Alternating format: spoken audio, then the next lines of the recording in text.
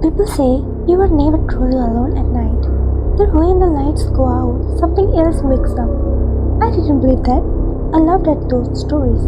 Until one night, in complete silence, I realized something was wrong. I wasn't hearing footsteps. I wasn't hearing breathing, but I felt it. A presence, and that's when it hit me. Someone was still in my room. My name is Ananya. I lived in a girls' hostel near my college, an old building with narrow, dimly lit corridors and hanging walls that smelled of dampness and age. The rules were strict: no noise after dark, no stepping outside after midnight, lights out by 11, no exceptions. People said the hostel felt different at night, heavier, colder, as if the walls were listening, and quietly remembering every girl who had ever stayed there. That night, my roommate Ria left to stay with her parents. She smiled while packing, her voice light and said, "Enjoy the silence." By midnight, the silence felt wrong, too deep, too empty, like the building itself was holding its breath. I was alone either, or so I thought. At exactly 2:48 a.m., when the hostel was completely silent, no footsteps, no fans, no distant voices, I heard the wardrobe door open by itself, not fast, not sudden, slowly, deliberately. I froze, my chest tightened, and my body refused to move, as if something had already decided I wasn't allowed to. The room was surrounded by darkness, yet I heard breathing, slow, uneven, too close, so close that I could feel it, brushed against my skin. It wasn't coming from the hallway, it wasn't coming from the outside, it was standing inside my room. I tried to speak, my throat hurt, barely louder than a breath. I whispered, "Ria." The breathing stopped instantly. The silence that followed was rose then. I felt the mattress things tightly, as if someone had just sat down beside me. Still, no answer. My phone vibrated violently in my hand. The sound impossibly loud in the dead silence. A message from Ria appeared on the screen. "Why are you sitting on my bed?" My heart slammed against my ribs. Cold spread through my chest, down my arms into my fingers, because I wasn't sitting anywhere. I was standing near the door, my back pressed against the cold wood, a shadow shaking on the wall, with numb fingers barely able to breathe. I slowly typed, "I am not on your bed." The screen showed three dots. They blinked, stopped, then they started typing again. Seconds stretched, the room felt smaller, as if something unseen was leaning closer. Finally, her reply appeared. Then who was brushing her hair in the mirror? My stomach twisted. Behind me? Very slowly, I heard it. Brush. It struck weight, careful, patience, and then I realized the sound was getting closer, not from the mirror, from right behind me. I didn't want to turn around.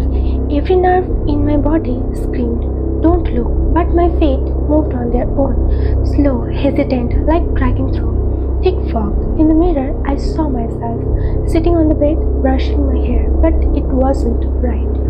Every stroke was too slow, deliberate, and unnatural, like it had a life of its own. Its movements were mocking me. A shadow playing with my fear. It smiled, a smile that was too wide, too cruel, stretching impossibly across its face.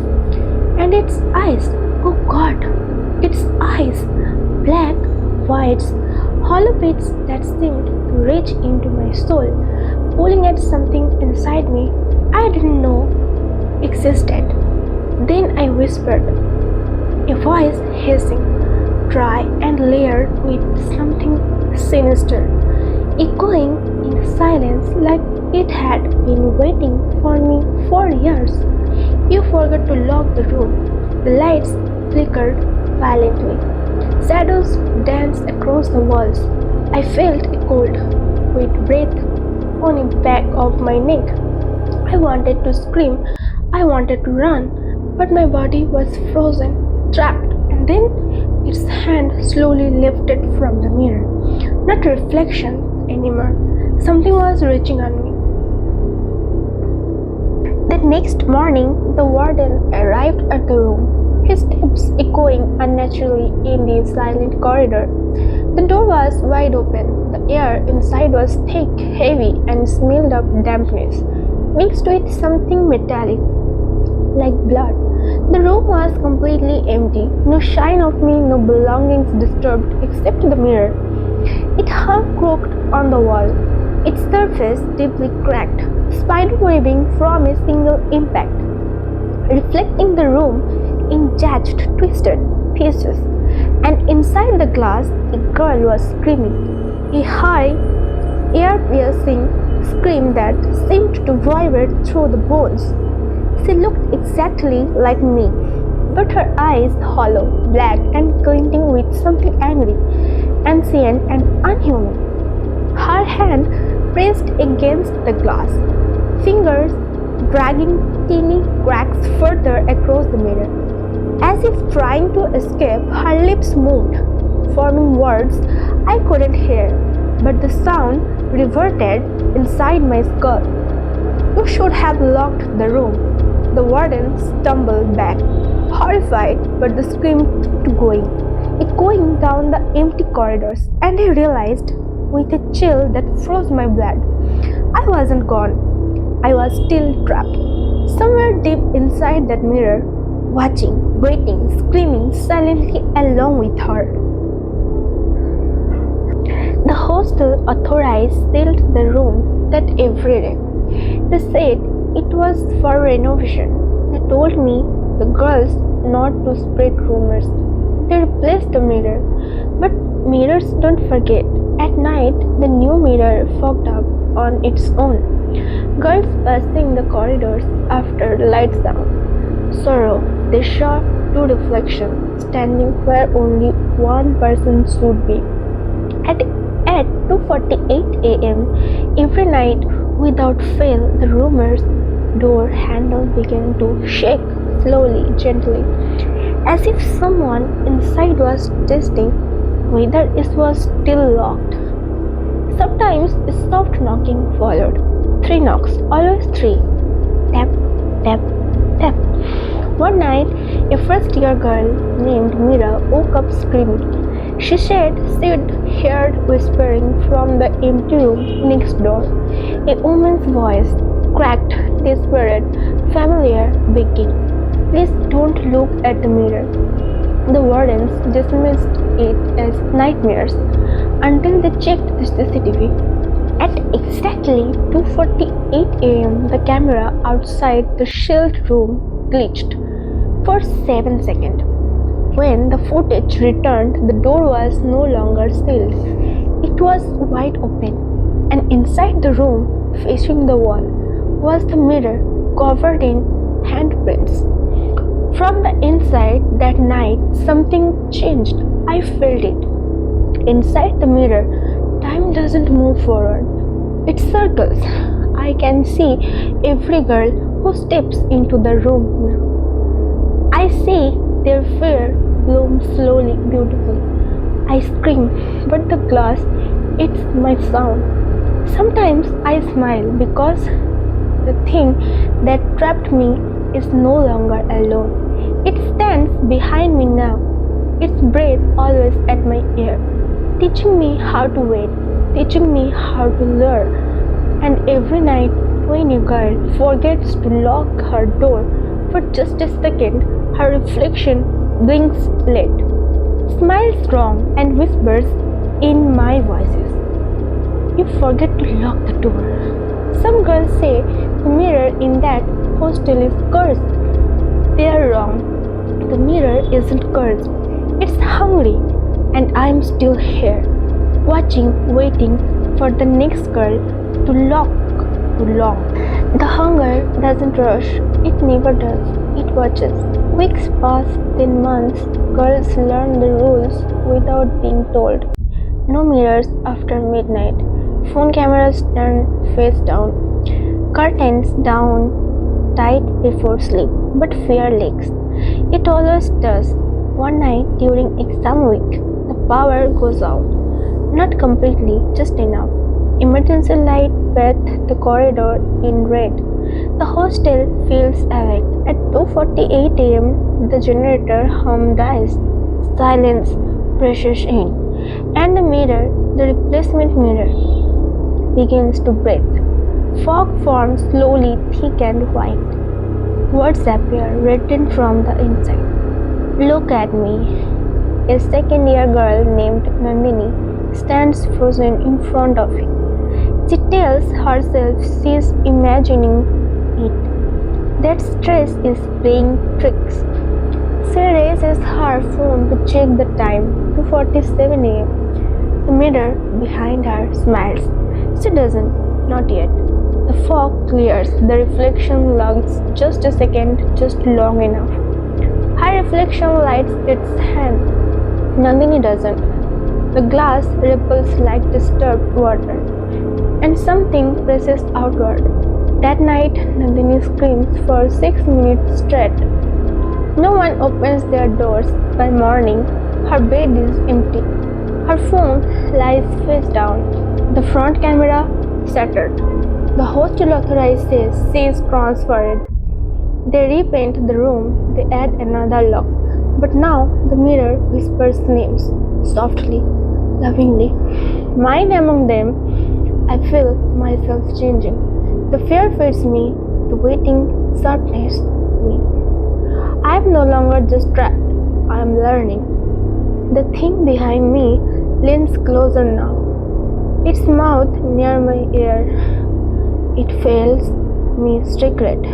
It tells me how the mirror was born, how every scream left a crack, how every crack became a mouth, and how one day the glass won't need reflections anymore. One night you will wake up and see yourself standing across the room, not in a mirror, smiling, waiting. Because mirrors were never the door, they were the invitation. And when the last girl forgets to lock her door, we won't whisper anymore. We'll knock 3 times. Tap, tap, tap. The knocking stops.